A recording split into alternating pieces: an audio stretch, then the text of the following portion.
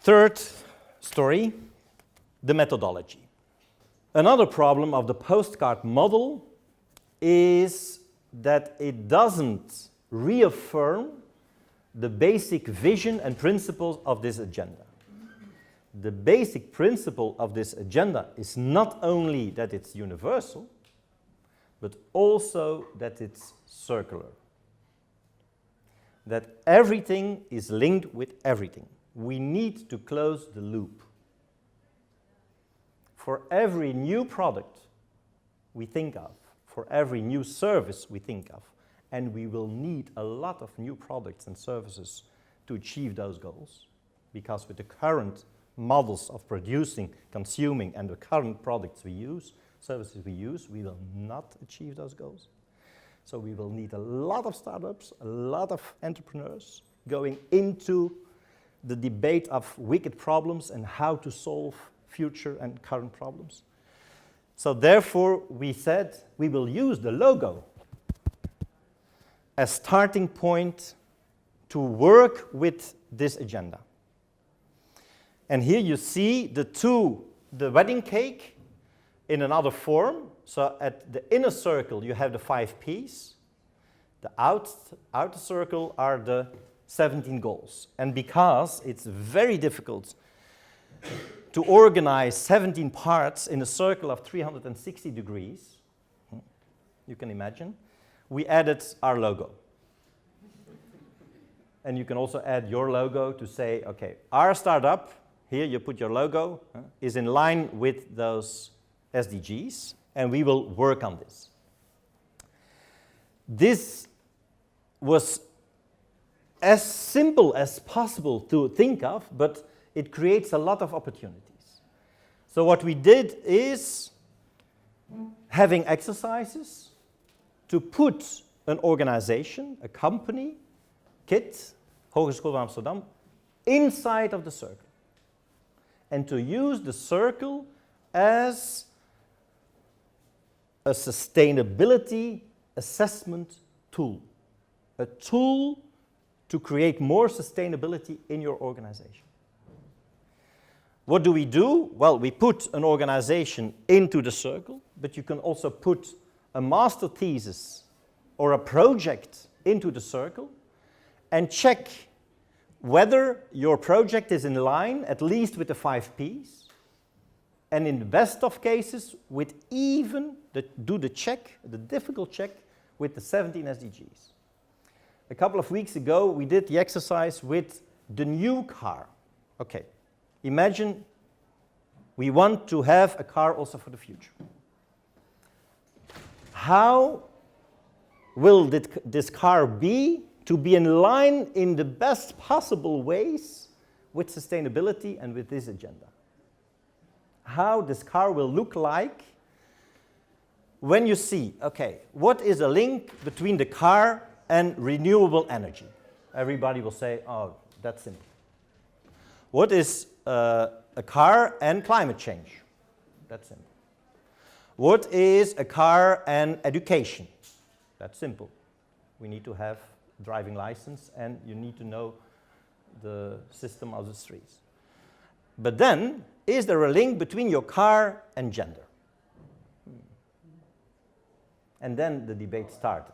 We had 36 professors, engineers around the table. 4 of them were women. And the men started laughing. Oh, the car and the gender balance. And the women protested.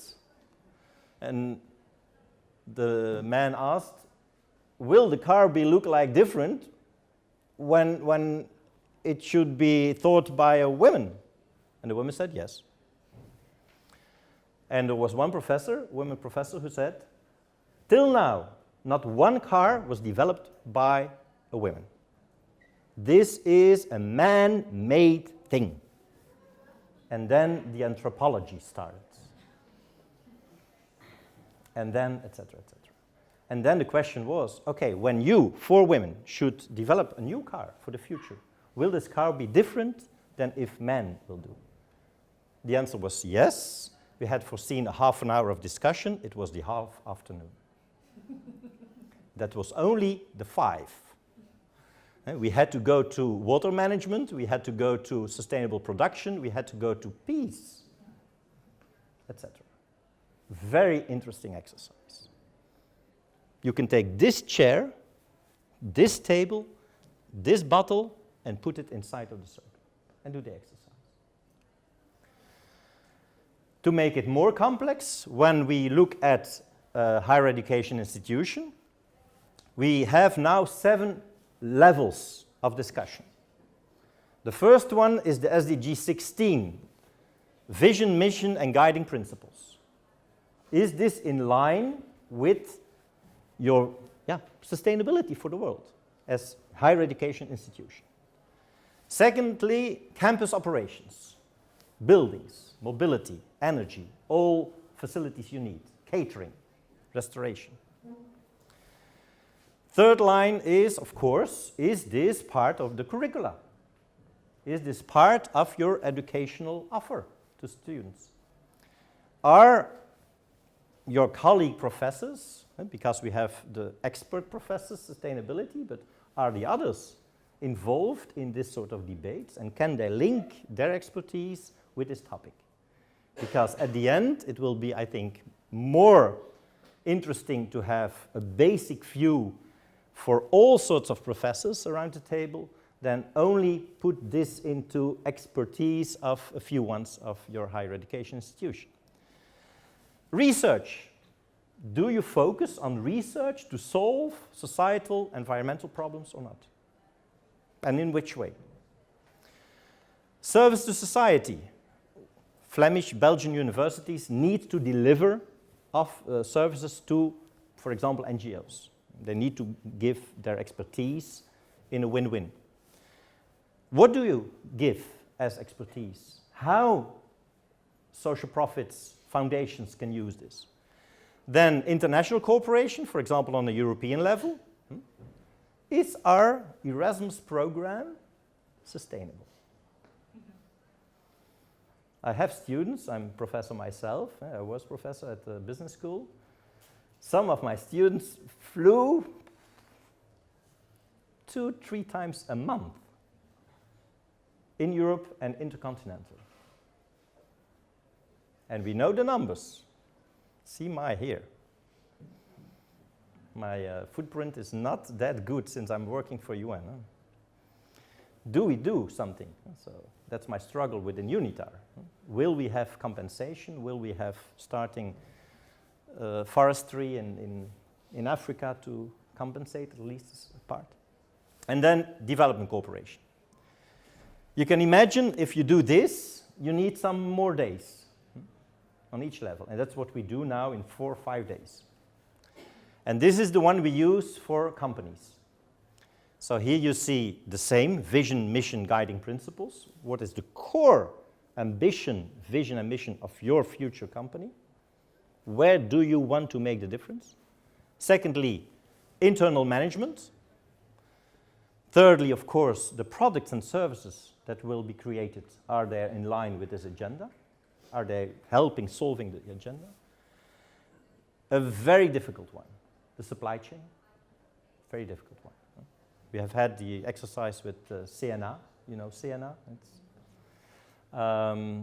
So Bart Brenningmeijer, who is the CEO of CNA in Belgium now, difficult exercise.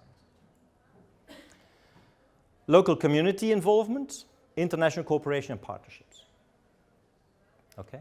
So we have several of those wheels, SDG wheels we call them now, for local authorities, for foundations, for higher education, for businesses, for trade unions, etc. You can find them on our website. This is the methodology we propose.